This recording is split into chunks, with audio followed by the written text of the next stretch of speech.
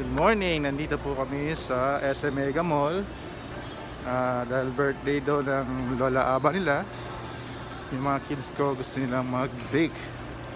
So, yung matatapos nila, ayun daw yung i-gift nila sa Lola nila. So, here we go. Saan kayo pupunta? Baking. Baking. So, saan? Happy? Ate. Kaway.